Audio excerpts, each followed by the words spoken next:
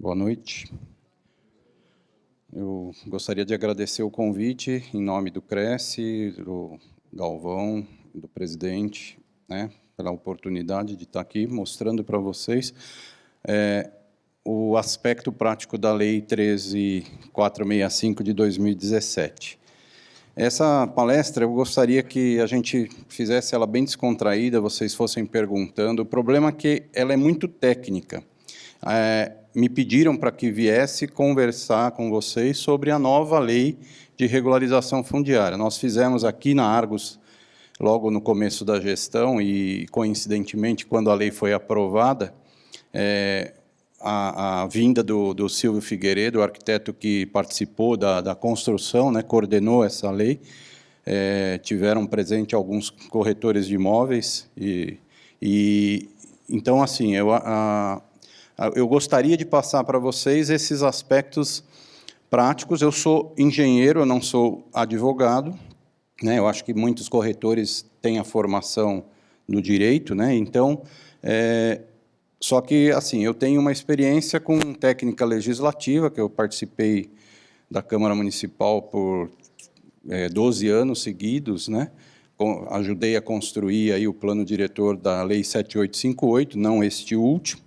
Então, essa técnica me deu alguma experiência com relação à legislação. E legislação é algo bem complicado, porque o que acontece? Você tem que se preocupar bastante com a questão das inúmeras leis envolvidas quando você faz um regramento. E essa lei, para vocês terem uma ideia, que o objetivo principal da lei era dar condições de regularizar aquilo que vinha sendo, que no Brasil praticamente a maioria dos municípios tem um número enorme de imóveis irregulares, loteamentos irregulares. Então, ela foi construída para que conseguisse chegar a uma condição de regularização. Tá? Então, vamos lá. Para você ter uma ideia, ela alterou todas estas leis. Eu não vou ficar citando, eu só escrevi, porque depois eu vou disponibilizar para vocês isso, e fica como uma referência até de estudo da lei aí, para vocês entenderem que, para construir essa lei, assim como nós também, quando estamos fazendo hoje, passando por uma revisão do plano diretor, você tem que se preocupar com os aspectos do que esta lei afeta as demais leis orgânicas do município, outras leis que estão envolvidas, que se ela não vai conflitar com determinados artigos que a gente constrói, se não vai conflitar com esse tipo essa lei, de outras leis existentes no município, e essa aqui a nível federal. O Brasil inteiro precisou rever até Código Civil, como vocês estão vendo aí, processo civil, foi alterado, isso tudo com alteração das leis. Também, a medida provisória, então, foi 21 leis alteradas, a medida provisória, decretos-leis e revogou dispositivos de leis complementares. Então, é um universo de alterações legislativas gigantesco, muito grande. Tá? Então, quais foram as principais alterações desta lei? Está lá, a primeira alteração, eu vou citar as principais delas, que foi o direito de laje, direito real de laje, que é do Código Civil. Tá? A segunda alteração também do direito de laje, e a seção de superfície, que traz regras ampliadas, da medida provisória anterior. A terceira alteração, condomínios de lote, tá? Ela trouxe também alterações do Código Civil. A quarta alteração, da 6766 de 79, para conservação, ela obriga o pagamento de despesas e conservação nos condomínios fechados. Ela deu a possibilidade de criação de condomínios fechados, porém, ela alterou, uma legislação que, inclusive, mudando jurisprudência consolidada do Supremo Tribunal Federal, que obriga, por exemplo, quem está dentro de um loteamento fechado a pagar as taxas de conservação e manutenção. Então, porque hoje é permitido se criar um loteamento fechado, porém existem regras jurídicas para que essas pessoas contribuam. Que antes existia uma dúvida se essas pessoas tinham a obrigatoriedade ou não de se associar a alguém que cuidava daquele condomínio fechado. Aqui em Jundiaí, a Malota é um exemplo deste. Tá? Então, tem gente que paga, tem gente que não paga. A partir de agora, quem não paga entra na mesma situação de condomínio, de um condomínio normal. Tá? Quinta alteração é tratamento relativo a conjuntos habitacionais informais. Conjuntos habitacionais são prédios que foram feitos e estão de formas irregulares. A sexta alteração, condomínio urbano simples, também criou este regramento. O que é um condomínio urbano simples? Nós temos uma construção, até no Anhangabaú eu vi uma situação parecida, só que depois eu vou dizer para vocês mais na frente que tudo isso, alguns regramentos urbanísticos vai depender de leis específicas para a regulamentação do município. Mas o que é um condomínio urbano simples? Eu tenho um lote onde eu fiz 5 casinhas e tenho uma entrada comum, ali se forma um condomínio urbano de 5, 6 casas, cada uma vai ter condições de ter a sua matrícula individualizada naquele lote. Coisas já existentes. Tá? E regramentos para se criar um condomínio urbano simples novo vai depender de regulamentação. E sétima alteração, regulamentação da arrecadação de imóveis abandonados, tá? Que também mudou o Código Civil. Eu não vou entrar na especificidade de cada uma dessas alterações, porque como vocês viram, muitas leis, são muitas alterações, então é melhor a gente dar essa noção geral, depois a gente entra em algumas informações mais específicas, se eu conseguir também responder, porque nem tudo eu tenho plena conhecimento, que realmente é um universo enorme. A oitava alteração é a renovação do capítulo da Lei da Minha Casa Minha Vida, tá? Onde trata a regularização fundiária, que aí é onde eu atuo, onde eu trabalho, e que realmente mudou bastante a lei praticamente toda, né, do Minha Casa Minha Vida. Deu condições, criou a REURB, né, e deu condições. Aí, a nova alteração da mudança da lei, tratamento de alienação fiduciária, né, e garantia de imóveis.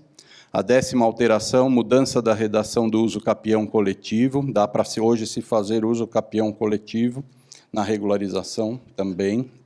É uma condição, né, de regularização. A 11ª alteração é a criação do consórcio imobiliário, tratado no Estatuto da Cidade, que alteraram também. 12ª foi a modificação da medida provisória, que trata da concessão do uso especial de áreas. Tá?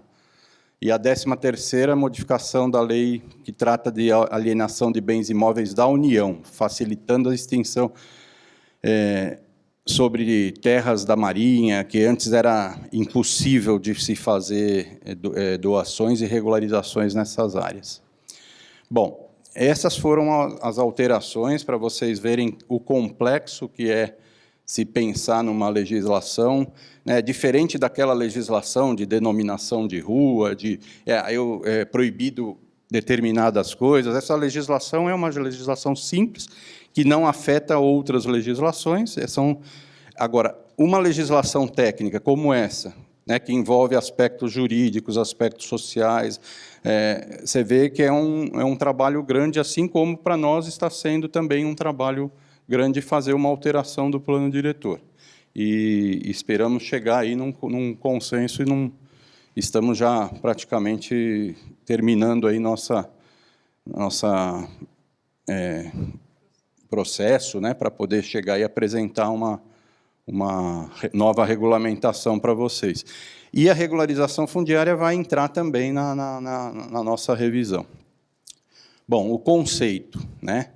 Eu vou passando, eu não sei se é de conhecimento, tá, se vocês estão habituados a isso, mas hoje o que mudou? Hoje você tem o conceito da REURB, né? Hoje chama REURB, o processo que inclui medidas jurídicas, urbanísticas, ambientais, sociais, com a finalidade de incorporar os núcleos urbanos informais ao ordenamento do território urbano e proporcionar a titulação dos ocupantes, que é a principal função, que era dar o título àquelas pessoas que estão morando hoje em condições irregulares. Tem as medidas jurídicas, que correspondem especialmente à solução dos problemas dominiais, que são os problemas de identificação da posse do imóvel, referente à situação de que o ocupante na área pública ou privada não possui o título que dê segurança jurídica sobre aquela ocupação. É o aspecto da falta de um documento, que seria a matrícula do imóvel, que dá plena propriedade ao beneficiário do direito. E as medidas urbanísticas, né, que diz respeito às soluções para adequar os parcelamentos à cidade regularizada, com a implantação de uma infraestrutura essencial, essa é a palavra que a lei usa, que a regularização nas medidas urbanísticas precisam ter as infras essenciais, tá, para poder ser regularizado. Calçamento, esgoto, energia, fornecimento de água, entre outros, decorrentes do loteamentos implantados sem o atendimento das normas legais. Então, aqueles loteamentos, a maioria deles, não respeitaram o que a legislação falava e não tem as infras necessárias. E a relocação das medidas na fase de estarem em locais sujeitos a desmoronamentos, enchentes, locais contaminados, insalubres. Isso aí você não pode, você tem que realocar pessoas que estão em áreas de risco e áreas nessas situações. Ela não permite regularizar nessas condições. Outra coisa que a lei fala são as medidas ambientais, né? Que isso é importantíssimo, que busca superar problemas e aspectos de implantados sem o licenciamento ambiental. É natural, né? Que você tem lá muitas construções, às vezes em APP, e coisas que prejudicaram a condição do meio ambiente, então você tem medidas ambientais a serem tomadas. E as medidas sociais, que, por sua vez, diz respeito às soluções da população beneficiária da REURB. Então, seria especialmente nas ocupações de família de baixa renda, né? Excluindo as demais populações, não excluindo as demais populações. Então, o aspecto social você não vai dar só para a questão da baixa renda, mas o foco principal seria para as pessoas que não têm condições. Aí você vai ver como a lei pensou nessa situação, dando o direito digno à moradia e à cidadania, proporcionando a qualidade de vida das pessoas. As espécies de regularização. Existem 3 modalidades, né, nessa lei nova, que atinge a totalidade das propriedades urbanas irregulares no Brasil. Isso é interessante porque, assim, a maioria das cidades no Brasil hoje tem em torno de 60% a 70% de imóveis irregulares. Tá? Jundiaí está em torno de 35% a 40% de imóveis irregulares. Mas, em média nacional, é um número que supera 50%. Então, a maioria das cidades no país, mais da metade das construções são irregulares. Então, quer dizer, essa lei veio exatamente para tentar solucionar uma situação fática, né, que não tem como mudar. Então, nós temos 3 modalidades. Tá? A regularização de interesse social, né, que que a gente pode estar identificada no plano diretor como os EIs, apesar de não ser obrigatória, né, essa identificação. Você tem essa questão que é para a população de baixa renda, né, declarado por ato do Executivo. Ali no texto está dizendo que a gente tem ferramentas, a maioria dos municípios no Brasil tem ferramentas para poder identificar essa questão social, né? Além do que, você pode fazer o cadastramento específico daquele loteamento, mas hoje conta com algumas ferramentas, que IBGE, PIB, IDH, você pode, o PIB, né, o IDH, você pode conseguir dados estatísticos para definir essa questão de social ou não. Mas a melhor forma, mais concreta, seria o cadastramento das pessoas que ali habitam aquele loteamento a regularizar. E a de interesse específico, que seria as que não são de interesse social, a lei fala bem assim, né, que as que não são, né, que no critério, adotou o critério residual, ou seja, não é de interesse social, é de interesse específico. Mas que ainda não possui moradia justa, regularizada, né, não tenha documento da propriedade. E que essas pessoas, né, também é verdadeiro que a área da REURB-S haverá famílias, isso aí é interessante, que você pode ter REURB-S com REURB-E. Você pode ter parte daquele loteamento com uma característica de social e característica específica. Você vai ver o que predomina para poder enquadrar ele como social ou específico. Tá? Regularização fundiária inominada. Isso é interessante. Ela não está escrita explicitamente na lei com este nome. Esse nome está sendo utilizado dentro dos cartórios de registro de imóvel. Mas é o quê? São os loteamentos que surgiram antes da Lei 6766 de 79, que tem regras específicas para se regularizar.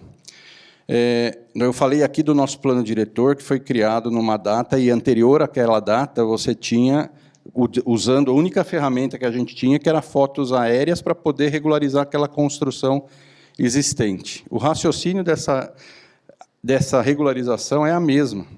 A Lei 6766 de 79 foi quando criou a lei para urbanização, dando as regras para como se lotear. A partir desse momento, tinha a regra. Então, subentende-se que quem loteou após data de 79 da lei, deveria estar respeitando a lei. E os anteriores a essa lei já surgiam, e de várias formas surgiram loteamentos anteriores a 79, como chácaras de recreio, que teve época que foi aprovada pelo INCRA, teve época que foi pela aeronáutica. Isso aí é um universo bem complexo, mas essa lei veio dizendo que todos os loteamentos que estão consolidados, integrados à cidade antes de 79, ele tem regras específicas, até com dispensas de qualquer tipo de licença. Ele pode ser feito a regularização diretamente no cartório. O município tem que dar uma certidão de que ele está integrado à cidade, anterior a essa data. É o único documento que o município precisaria dar. Agora, hoje, a questão é o que é estar integrado à cidade, né? Em que condições que a gente pode dizer que aquele loteamento está integrado à cidade?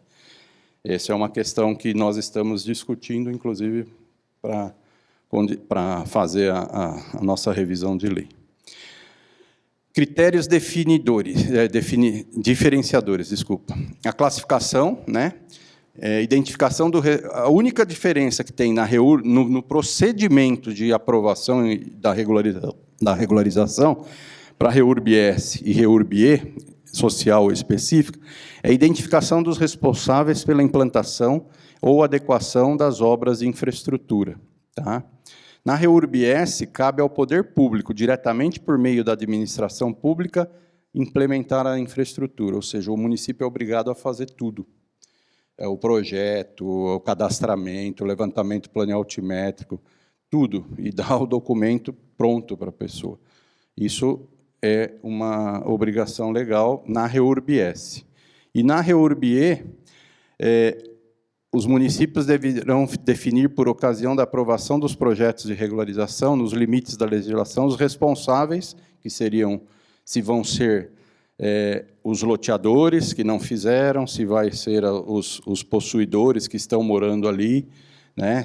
A implantação do sistema viário, a infraestrutura, a implantação das medidas de mitigação e compensação urbanística. Então, eles vão pagar todo o procedimento, todo o processo de regularização. Engenheiro, projeto, as mitigações e tudo mais vai ser por conta de quem está regularizando. Hoje nós já fazemos assim aqui no município, e nós temos as nossas legislações de regularização, né?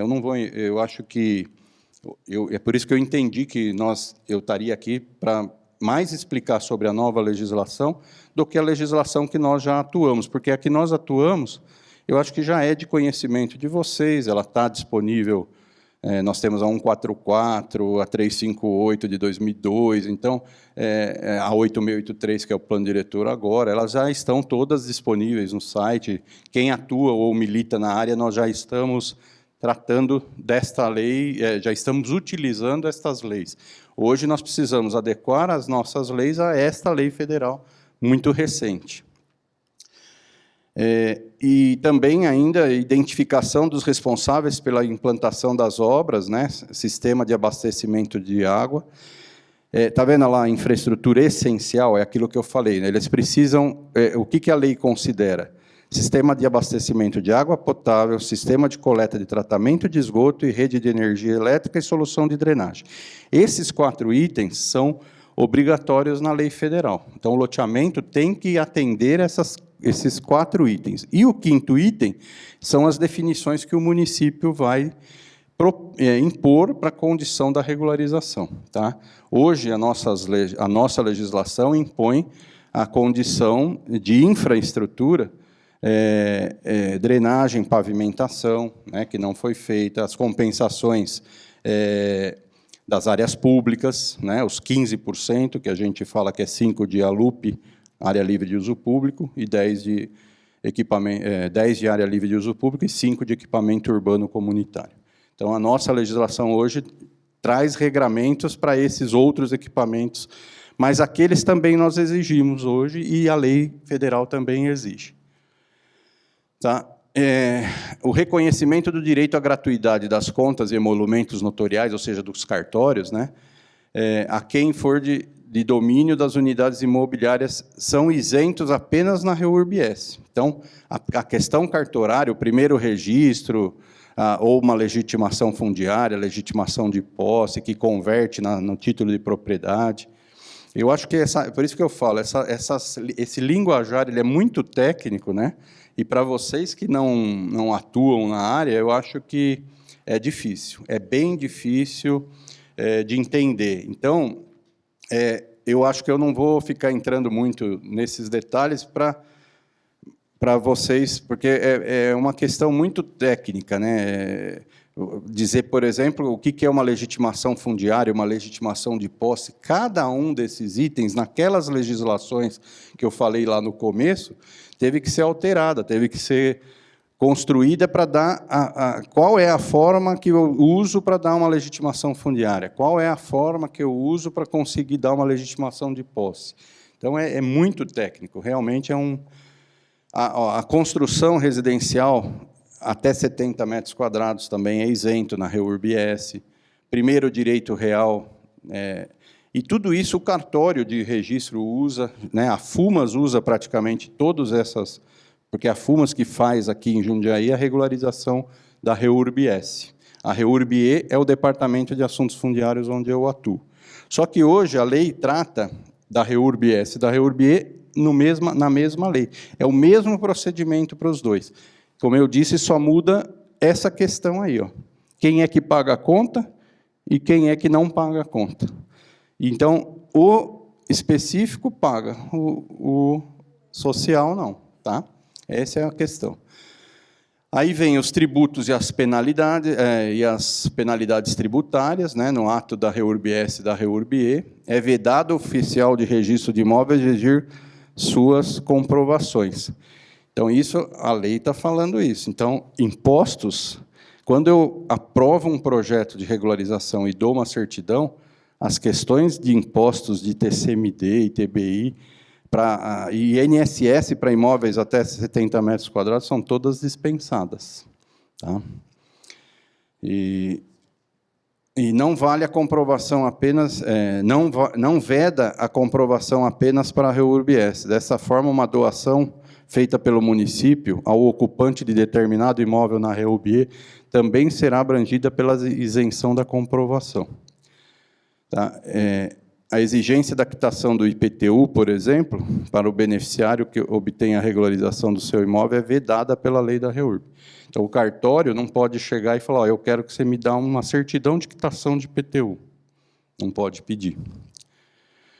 Imóveis públicos e desafetação. Aqui é uma alteração muito interessante, tá? Porque a desafetação é um instrumento administrativo denominado pelo ato do qual o ente público, União, Estado, os municípios, né, torna o poder público apropriável. Antes ocorria que você precisava, né, de uma aprovação legislativa para poder desafetar um imóvel. Então, você tinha que mandar para a Câmara Municipal para ela votar a desafetação daquele imóvel. Hoje, na REURB, não. Quando é o imóvel da regularização fundiária, fica dispensada a desafetação. O poder público pode passar o imóvel público, né, principalmente na REURB-S, porque o que acontece? Tem muita invasão, né, de áreas públicas, que estão lá, núcleos favelares, e gente morando na área pública, e essa desafetação não precisa mais dessa desafetação com lei específica para isso. O município tem essa autonomia. Exigências de lei de licitação.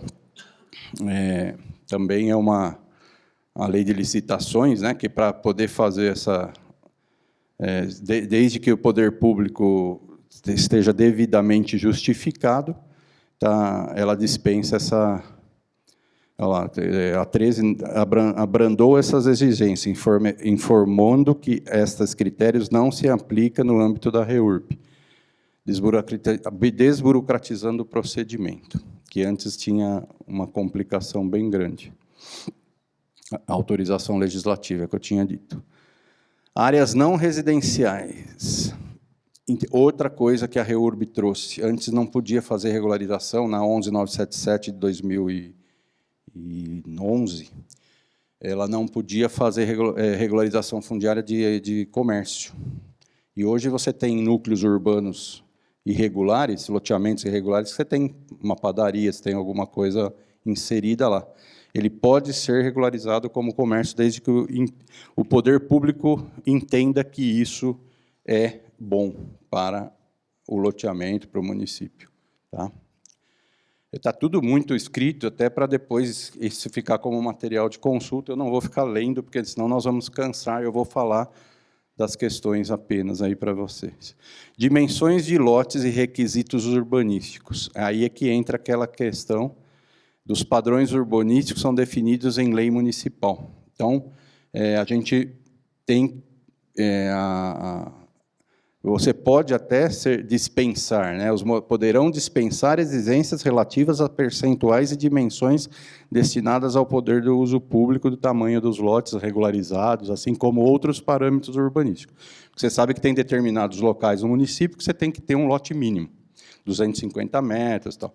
Dentro da regularização, o município pode dispensar esse tipo de regramentos, porque quanto mais você põe regramentos, você vai urbanísticos, né, de ocupação, aproveitamento, recuo, frontal, lateral, fundo, você não regulariza nada, porque realmente você vai dentro... Quem conhece o universo, por exemplo, de um loteamento irregular, né, essas construções, elas já estão ocupando quase que toda a parte do...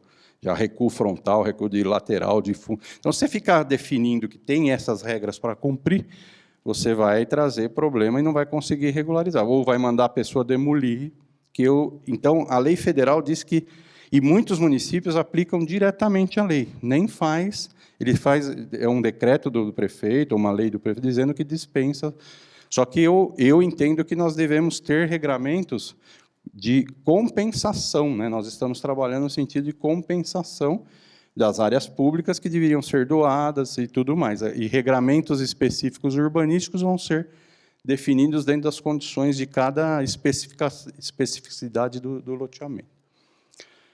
Área de preservação permanente, área de unidade de conservação, aí entra a questão, né? Na REURB-S, o núcleo urbano que ocupa a área de preservação deverá incluir um estudo técnico que demonstre melhorias nas condições.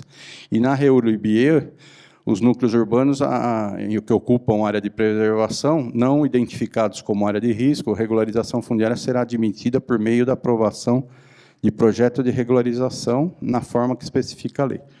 Então, nós temos que fazer um estudo técnico, tanto na REURB-S, só que na REURB-S é o município que tem que fazer o estudo, na REURB-E nós temos que receber esses estudos, essa informação, não pode estar em área de risco. Na REURB-S, quando está em área de risco, eles têm que retirar, remover essas pessoas da área de risco.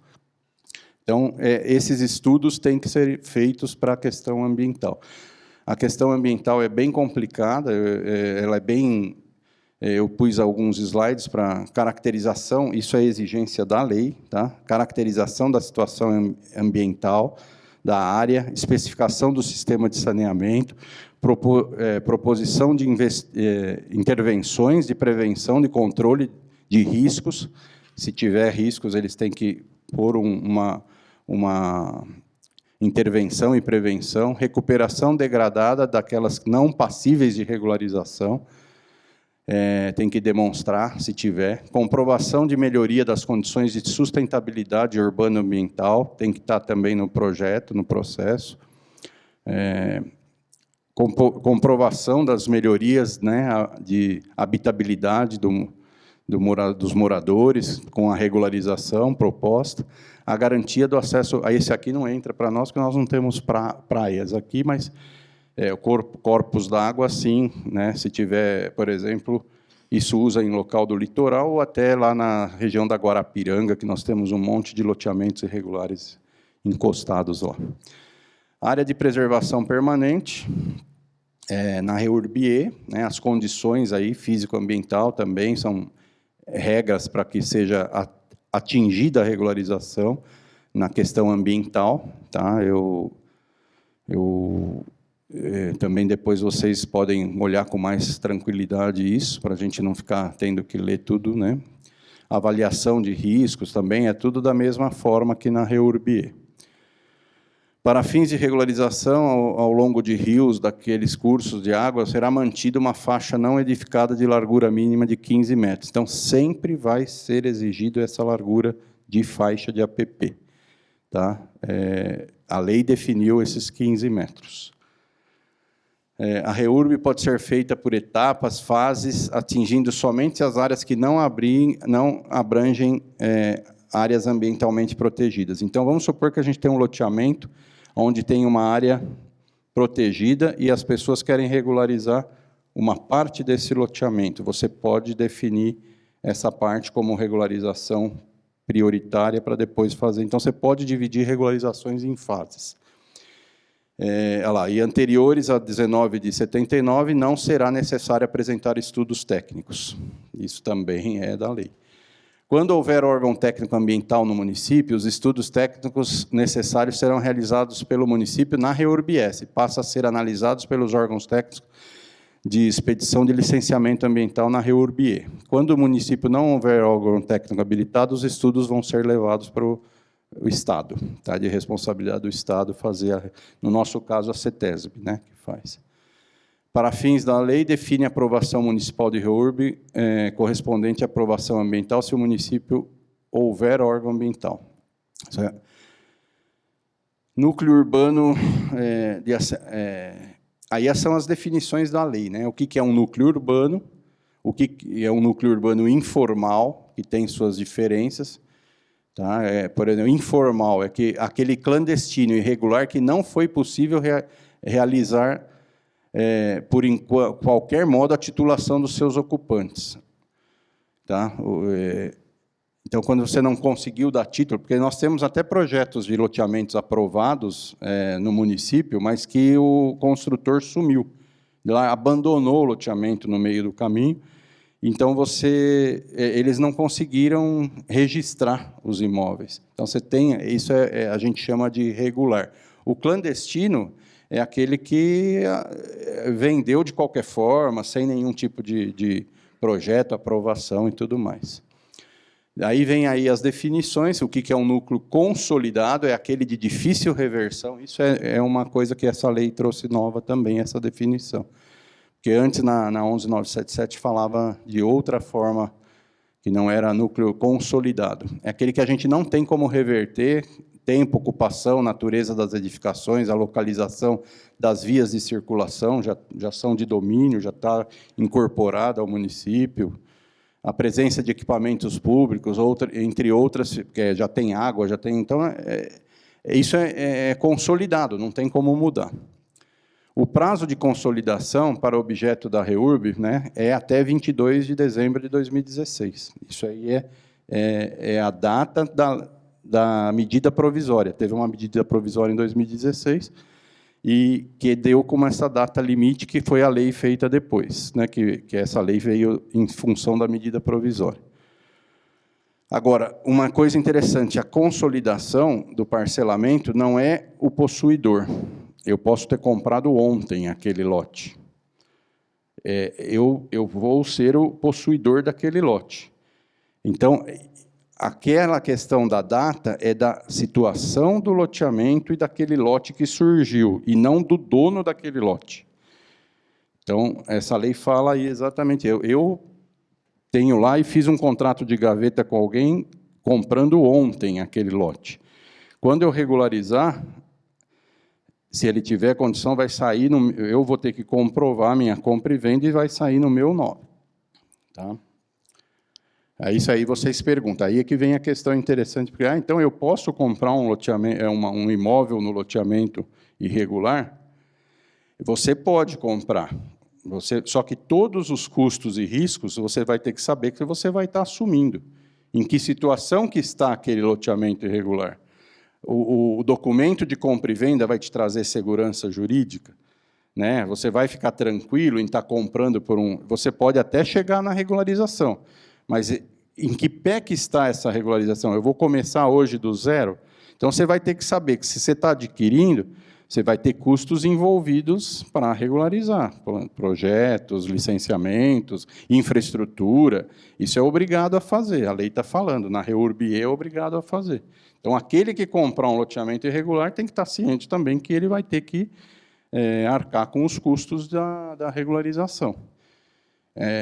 Pode ser requerida aos custos envolvidos do loteador? Até pode.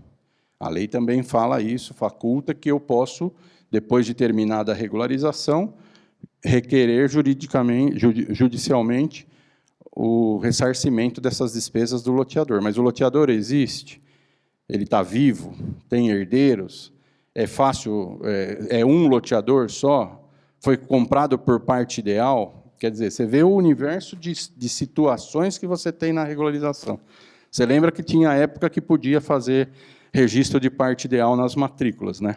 Então, quer dizer, hoje você pega uma matrícula, são donos 200 proprietários lá. 100 proprietários aparece lá, ou 10, ou 15, depende.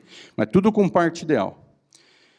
Quem são os loteadores? A partir do momento que surgiu vai chegar lá no primeiro, ou todos aqueles que têm parte ideal são responsáveis também? Isso é uma análise jurídica que tem que ser feita. Precisa ver o que o juiz vai falar. Se você comprou aquilo sabendo que você era sócio de fazer algo irregular, porque você aparece na matrícula, ou se aquilo vai recair realmente só em cima do loteador que vendeu aqueles lotes como parte dela.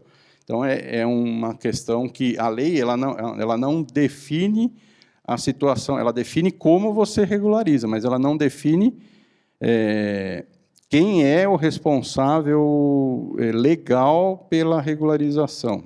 As pessoas envolvidas vão ter que custear para conseguir regularizar, mas quem vai pagar a conta, já que tem que pagar a conta, a lei não deixa extremamente claro isso, não. Certidão de regularização é o último documento que a gente emite para poder chegar, né, que precisa ter o projeto da regularização, o termo de compromisso às execuções das infraestruturas, que não existem. No caso de legitimação fundiária e legitimação de posse, a listagem dos ocupantes do núcleo urbano informal. Então, você precisa saber que o lote 1 é do fulano, o lote 2 é do Beltrano, é a listagem dos lotes e seus respectivos possuidores, né, que seria o legitimados. Essa legitimação fundiária e legitimação de posse São 2 documentos que também foi trazido para dentro da lei e que hoje a gente tem como ferramenta dentro do município para titular a posse daquele imóvel. O município dá uma titulação de posse ou de fundiária. O que é a legitimação de posse? É o ato destinado a conferir título por meio do qual fica reconhecida a posse do imóvel conversível em aquisição de direito real, com a identificação dos seus ocupantes. No tempo de ocupação é a natureza da posse. E a fundiária é um mecanismo de reconhecimento de aquisição originária do direito real da propriedade, sob a unidade imobiliária. Então, você tem as 2 formas hoje, né, de dar essa condição de documento de posse ou de legitimação fundiária. E o que é um ocupante? Aquele que mantém o poder de fato sobre o lote e a fração ideal, nas terras públicas ou privadas. Então, se eu comprei e amanhã eu entrei naquela casa, a posse dela é minha. Então, se eu estou lá há 20, 30 anos, eu tenho a posse daquele imóvel lá. Podem requerer a REURB, os proprietários, a Defensoria Pública, o Ministério Público, lá, os beneficiários, individual ou coletivamente. Por isso que eu falo, quem é que vai pedir para fazer a regularização? União, Estado, todos esses daí são entes aptos a fazer o protocolo de pedido da regularização. Aí tem as demandas urbanísticas, né? O ato de demarcação urbanística, o ato de você definir qual é aquela área. Então, você define qual é a área da regularização e pede para o cartório abrir uma matrícula daquela área. Então, vamos supor que o loteamento está abrangendo 3 matrículas, só que não a matrícula inteira. Se eu faço a demarcação urbanística, eu peço para o cartório abrir uma matrícula de regularização e o remanescente daquela área que não foi ocupada ou vendida, ela vai ficar como remanescente e o proprietário dela que vai ter que fazer uma retificação daquela área lá. Mas o cartório, em cima daquela matrícula, abre uma nova matrícula. A legitimação de posse somente se aplica em áreas privadas. Também é por isso que eu falo, cada item daquele tem regras para a gente cumprir. Então, somente áreas privadas, pode ser transferida por causa-mortes, após 5 anos é convertida em propriedade. Tá? Então, quando o município dá uma legitimação de posse, a pessoa tem que esperar 5 anos para poder passar para o nome dela. Mas eu tenho que também ter provas, né, para poder dar a posse para a pessoa, tem que seguir essas regras aí. E a legitimação fundiária, o beneficiário não pode ser concessionário, foreiro, proprietário de imóvel urbano ou rural. Isso aí veio muito mais para a questão do social, pessoas que não têm imóvel nenhum, pessoas que não têm casa, que o município pode dar legitimação fundiária. Ele não tenha sido contemplado com outra regularização de posse, não faz imóvel urbano com finalidade não residencial, seja reconhecido pelo... Então, para eu dar para alguém que tem lá um comércio, eu até posso dar uma legitimação fundiária, mas tem que ser de interesse reconhecido como interesse do poder público. Por isso que, às vezes, a gente fala, né, que tem muita gente que fala que pode fazer regularização sem o município, mas eu, particularmente, acho que é quase impossível. O município é um ente que depende de muitas licenças e muitas condições para poder chegar à regularização. Eu só vejo em extremas situações quando é anterior a 6766. O resto, sem o município, não dá para fazer regularização. Bom, e tem a questão de ônus, né, na legitimação, são destinadas à área urbana, a REURB, ocupando adquirente de área urbana, desembaraçada de quaisquer ônus. Isso ainda está dentro da legitimação fundiária. Ó. Quando ele recebe a legitimação livre de ônus, tá? É isso que quer dizer isso. Você não vai receber uma legitimação com dívida nenhuma. Então, ela não pode ser dada com dívida. Na REURB-S, os imóveis públicos, quando o titular de domínio fica autorizado a reconhecer o direito de propriedade dos ocupantes do núcleo urbano informal. A lei não é vedada a legitimação fundiária, eu posso fazer na REURB-E também, tá? Mas ela tem Isso aí ficou um pouco confuso na forma que você vai dar a legitimação fundiária. A gente tem visto nos outros municípios que já aplicam que a legitimação de posse ela é quase que substitui essa legitimação aqui, fundiária. Tá? Quase que nenhum município usa fundiária, já usa direto a de posse, porque dá direito direto para a pessoa da propriedade. Bom, aí tem as fases do processo, tá? Requerimento, isso aí é bom para que vocês entendam como caminha o processo dentro do município, quais são aí as fases. Processo administrativo, nós temos que classificar, processar a análise das provas, né, da regularização, documentais, para depois emitir a CRF. Teoricamente, parece simples, né? Só 3 fases aí que realmente... Só que esse processo, analisar, aprovar os projetos, é um processo longo, aí, bem complicado, é a fase 2. Bom, aí entra aí os requerimentos, o passo a passo, a elaboração do projeto, saneamento de processo, decisão da autoridade, quanto ao enquadramento, vai ser S, vai ser E, expedição da CRF, aí tem que conter na expedição o nome do núcleo urbano, a localização, a modalidade, a responsabilidade das obras, a identificação das unidades, tudo isso tem que ter dentro do certificado.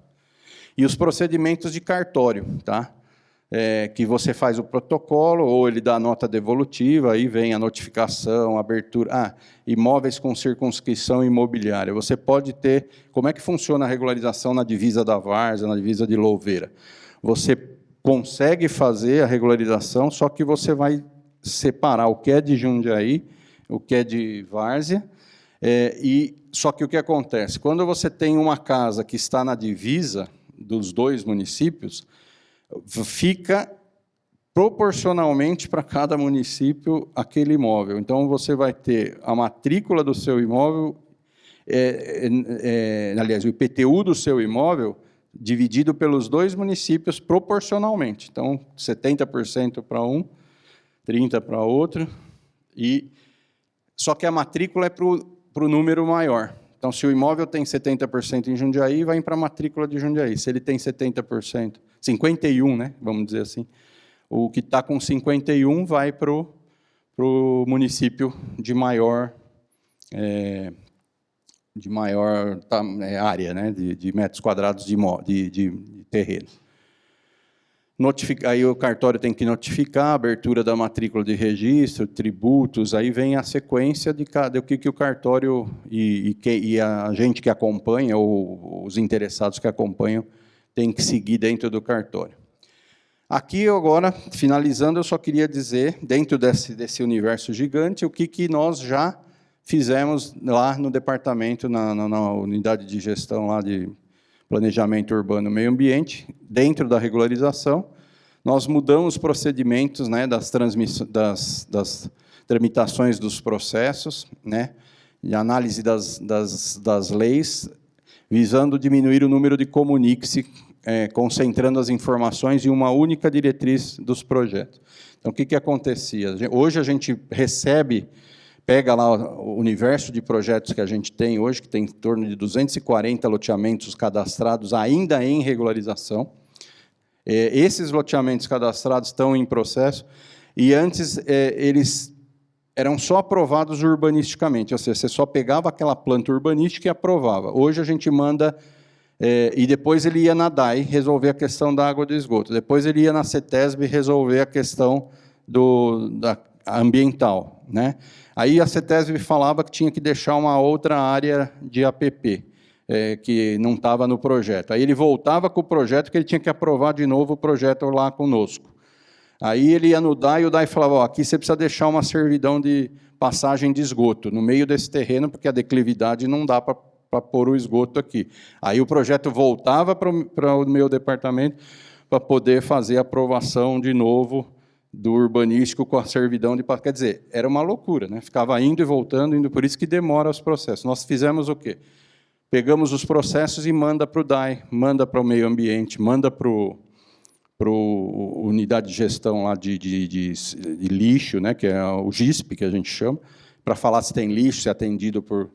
Manda para o departamento de urbanismo para falar da questão do sistema viário, se tem alargamento, se não tem. Quer dizer, passa pelos departamentos para depois eu entregar para o profissional e falar isso aqui que você tem que cumprir. É um raciocínio lógico, né? Mas não era feito assim, infelizmente. Mas hoje nós mudamos isso. A implantação do dispositivo no site da prefeitura, né? O manual de procedimentos está lá explícito o que precisa. A ficha de cadastro dos ocupantes dos lotes, pedido de diretriz, implantação do cronograma de vistoria periódica, isso nós estamos fazendo vistorias periódicas, notificando, tentando minimizar um pouco da questão da irregularidade, estamos combatendo muito, tiveram lá, o Cresce esteve presente em reuniões, peço a vocês, mais uma vez, evitem compra e venda de lotes irregulares, né?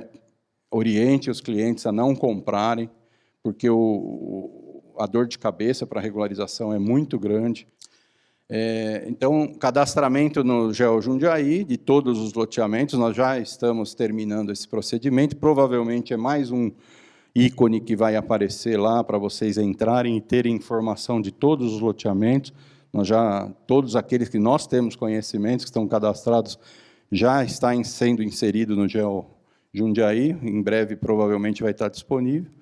E a inclusão na revisão do plano diretor quanto aos assuntos pertinentes a essa lei, que essa lei você viu que ela é extremamente complexa e nós estamos alterando o nosso plano diretor já com alguns aspectos aí em função da nova lei, tá? Então, assim, eu passei muito rapidamente, apesar do tempo longo, mas sobre alguns aspectos do que essa lei trouxe na regularização fundiária. Tá? Então, assim, é o direito de laje, loteamento urbano simples, a condição de loteamento fechado, tudo isso vai depender de regramentos por legislações. Eu não sei se nós vamos ter condições de regrar tudo, porque essa lei não trata só da regularização fundiária, né? Vocês viram que é um capítulo da lei. Essa lei, sim, nós vamos estar propondo na revisão, mas outros assuntos que essa lei trata, talvez não consigamos fazer numa revisão total agora, mas já estamos estudando essa situação.